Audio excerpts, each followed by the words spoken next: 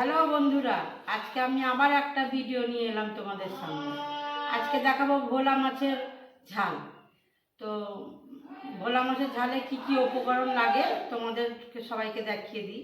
এই দেখো ভোলা মাছ, দেখো সর্ষে বাটা, দেখো হলুদ, দেখো লঙ্কা, আদা, রসুন, দেখো জিরে, পেঁয়াজ আর লবণ, আর একটু ধনা পাতা দেবো। এগুলো সবকে একে একে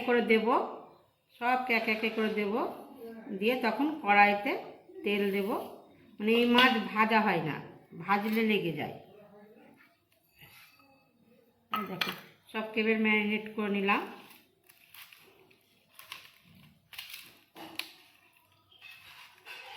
সবকে ম্যারিনেট করে নিয়ে তখন এবার কড়াইতে দেব। আমি রান্নাটা করছি, তোমরা সকলে দেখতে থাকো। প্রথমে কড়াইতে তেল দিয়ে দিলাম, তারপর তেলটা একটু গরম হতে থাকো। কেটে করবি, একটু গরম না হলে কেটে যাবে।